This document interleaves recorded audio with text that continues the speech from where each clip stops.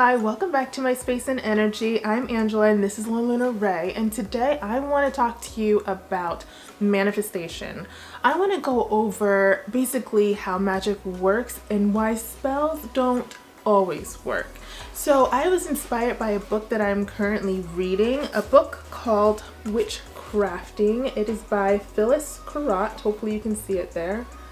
But this is a pretty old book. It's about 20 years old, but she's got a chapter in here called Secrets of Spellcasting, and she starts out with a whole paragraph on why magic works but most spells don't. And this really resonated with me because I really truly find that there are a ton of spells out there, like, oh, if you get a green candle and a yellow candle, if you get 4 old nails, if you get, dirt from a bank, and do all these things, you'll manifest this particular thing you're trying to manifest. None of that ever sits well with me, and I really don't go about manifesting that way. I really find that to be just incredibly mechanical. And so I kind of just wanted to do a video on how I go about manifesting and what I think actually will help you manifest as well. So if you're interested in that, just keep watching. So as I've already mentioned before in a previous video about magical schools that I'm in, I'm currently in a couple magic schools, and both of those schools have Facebook connected to them that you can kind of intermingle with other people in the class with you. And so I get a chance to kind of get an idea of what's going on in our community, what questions people have, and then even on this channel I get questions all the time as well. So I get a pretty good idea of things that people, they're just thinking about.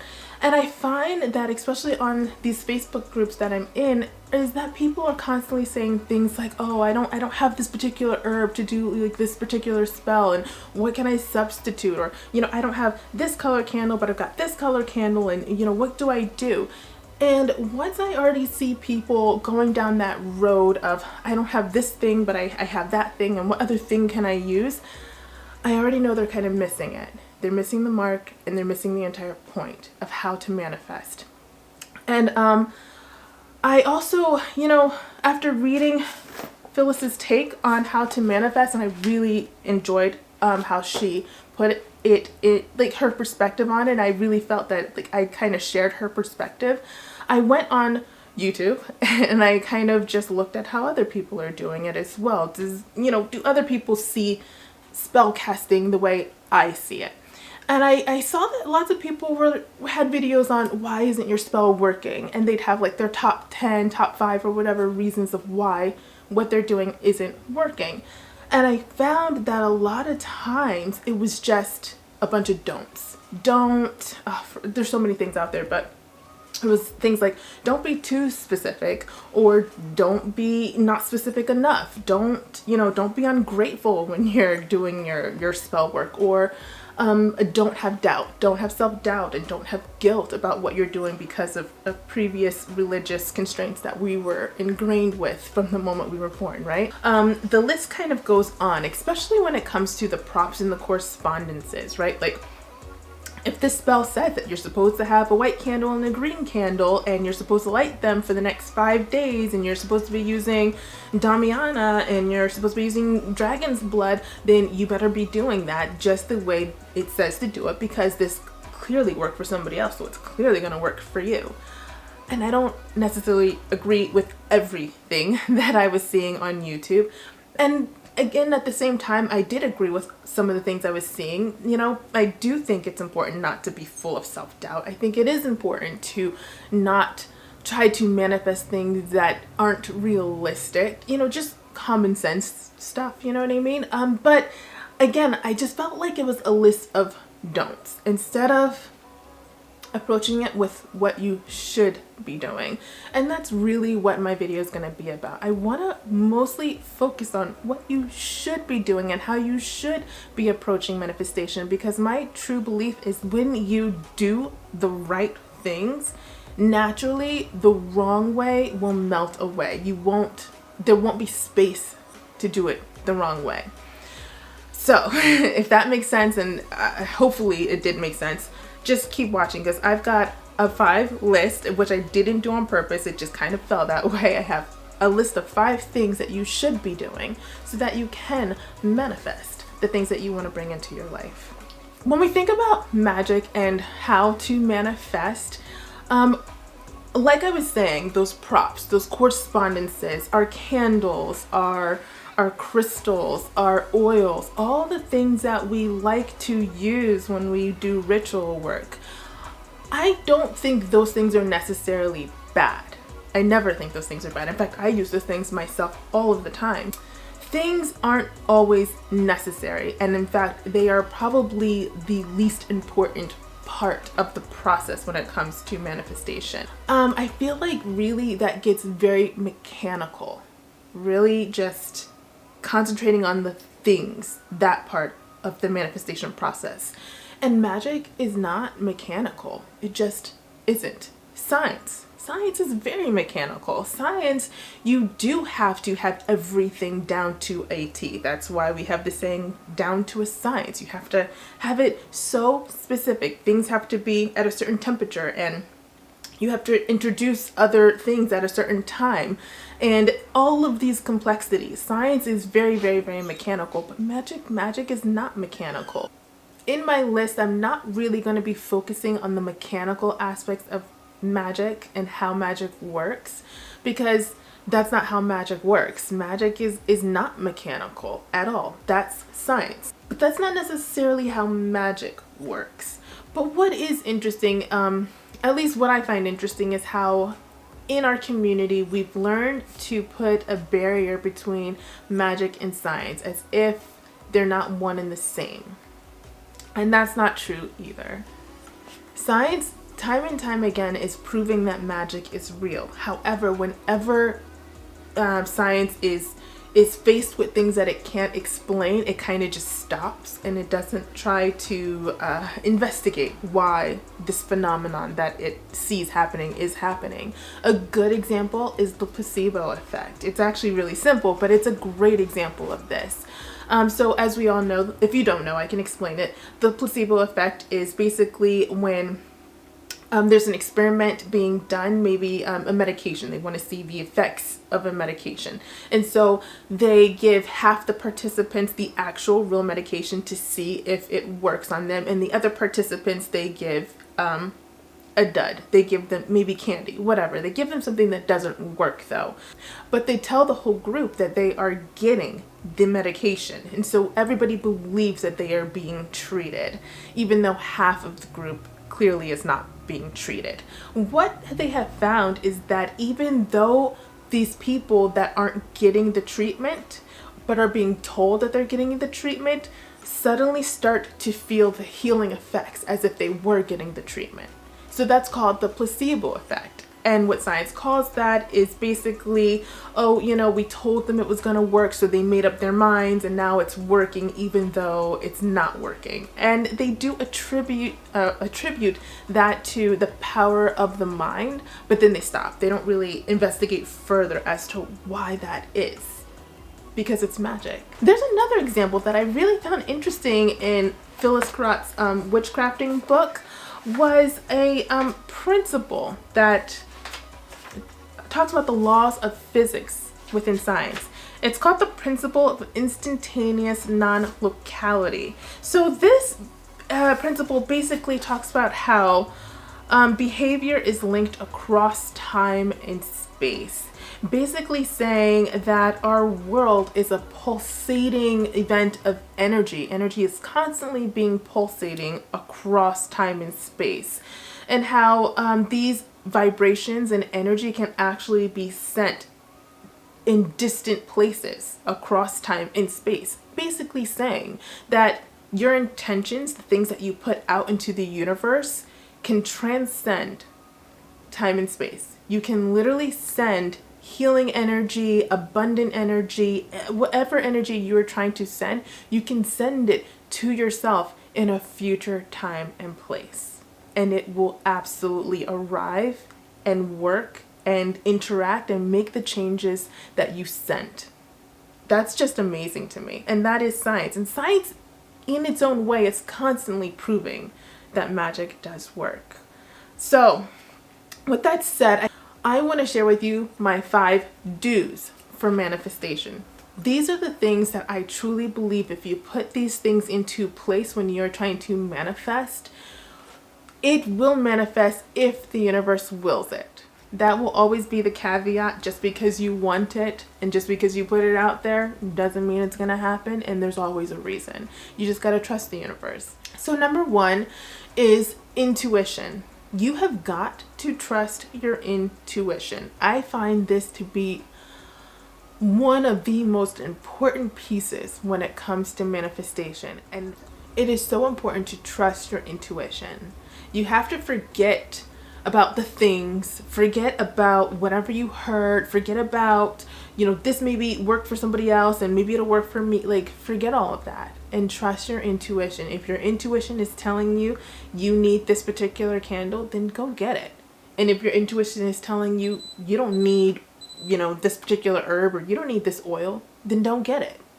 You just have to learn how to trust yourself. I think that is always the number 1 thing. Trust yourself, trust your intuition, and go with it. Number 2. So number 2 is set the intention. I want to give you some helpful hints on how to set an intention that can actually manifest for you, because there are some just hard, fast rules when it comes to setting intentions. You want to set an intention that does not defy natural law, because this is our world and this is our universe, and there are just natural laws that you will not be defying.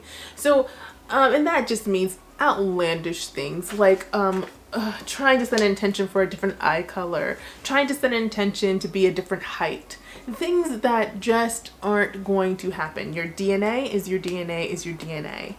So, your eye color, that's set. There's just things that don't happen and won't happen. And when you set intentions, you want to make sure that you're not trying to change things that just will not be changing. Also, with that in mind, you also want to make sure you're not setting intentions that defy universal law. And what I mean by universal law is setting an intention that requires the universal path to be changed, right? Like a good example is you really like somebody, you want to get into a romantic relationship with them, and so you're like, I'm gonna set an intention so that I bring them into my life. And that can be a little bit of a gray area.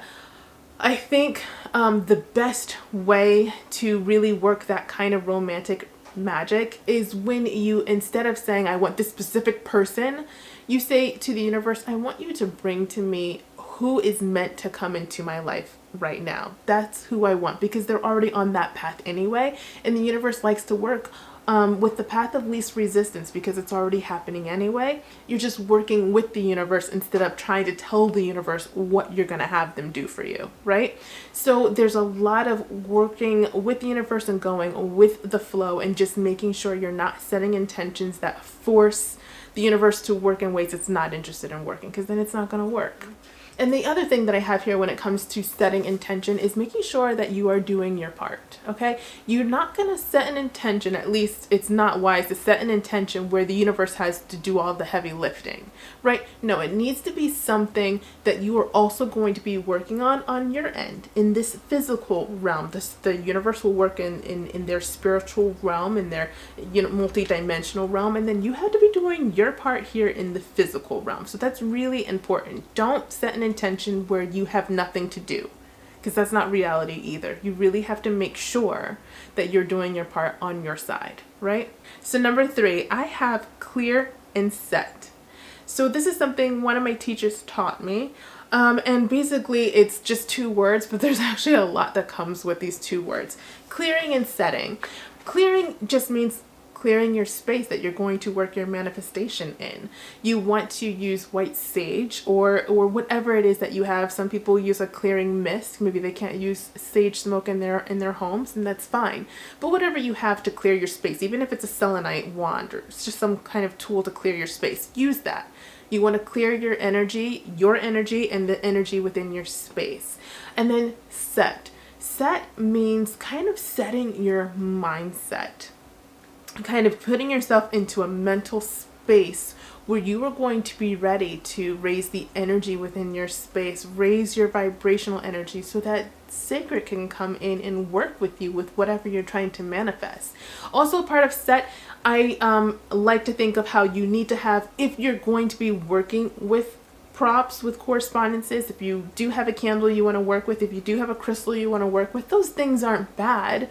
What's important to remember though is that working with these things, at least this is what I do. I don't work with crystals and herbs because a book told me to. I work with crystals, I work with herbs, I do these things because I know that they're going to set my mind in the right space. They're going to help me focus on what I'm trying to manifest. I am using those tools to put my frame of mind in the right space so that my mind is set and focused on what I need to think about. So that's why I bring those things in. I bring those things in because I do think they hold certain energies and certain power to kind of help me manifest whatever I'm doing. But truly, I know that it's about me, and truly I'm really using them to just hype up my own mindset, if that makes sense. So that's when your intuition kind of comes into play here, because you use your intuition, like, will this particular crystal raise my mindset? Will this particular crystal kind of put me in a headspace that I need to be in? If it does, then it needs to be there. But if it doesn't, then it doesn't need to be there. Because that's the whole point. It's about me and putting me in the right headspace. So that's how I go about the things that I want to introduce when I do my manifestation work. All right, number 4. Talking about headspace actually segues right into my 4th thing that I think you need to be doing to manifest, and that's focusing your mind. That's actually incredibly important, because that's when we start to talk about that principle, the principle of instantaneous non-locality. That is how you are going to focus your mind and project energy, project your intentions through time and space so that you can affect change in another area of your life in a future time, if that's what you're trying to do. So it's so important that you're able to focus your mind to do that. So some helpful hints that I have for focusing your mind is, like I said, those props. If you like to work with crystals or herbs to kind of help you focus, then do that. There's certainly so many herbs out there. Working with blue lotus, everybody talks about that one. That can kind of help put your head in that correct mind space that you need to be in so that you can kind of focus a little bit better. Also meditating. So meditating is something that I really truly believe we should all be doing, even if it's just 5 minutes a day, because meditating kind of changes the waves of our focus, the waves of our brain, so that we're able to kind of focus even more on what we're doing, and not even just focusing on what we're doing, but opening our mind and kind of listening to our spirit guides, listening to our higher self, listening to God, kind of hearing our intuition and hearing our guides telling us what it is that we need to be doing and focusing on. Meditating can help you get your mind prepared to focus more effectively when it's time to do that kind of focus that you need to manifest. So that's why I think of meditation as a helpful hint to help you manifest and focus your mind better. Another helpful hint I have is working with your sacral chakra. I feel like people do not talk about this enough, and this is a true gem that I am dropping for you. Sacral chakra. So your sacral chakra is located in your lower abdomen. It's between your reproductive organs. So this is the chakra of creation and of procreation. This is the chakra that has to do with bringing life into the world. You literally create life through your sacral chakra.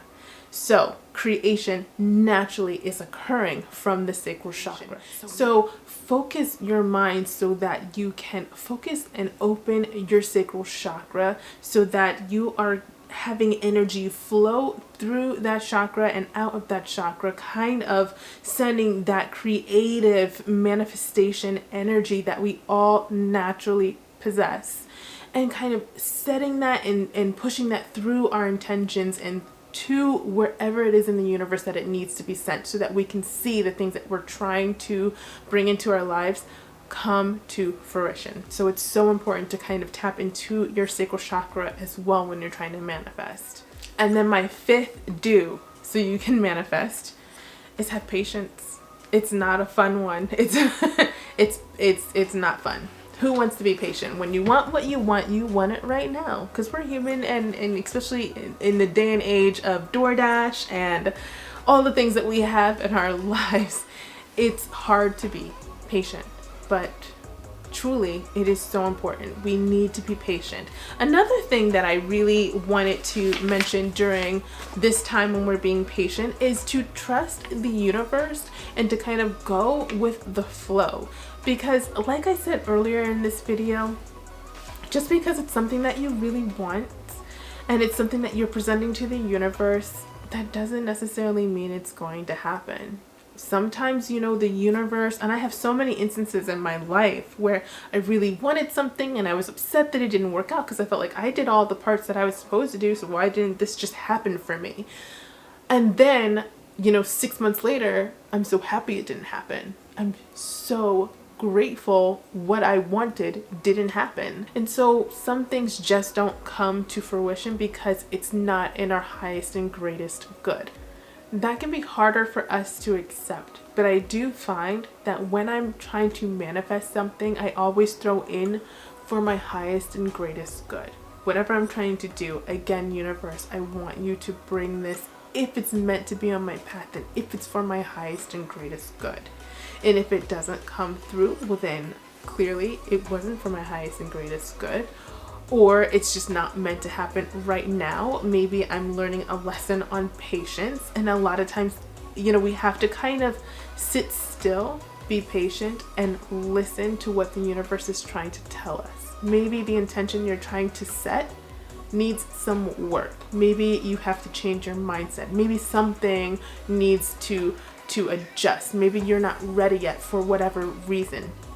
And if that's the case, it's always good to sit and listen to the universe and try to determine what it is that needs to be changed, or what it is that would benefit you more to call into your life.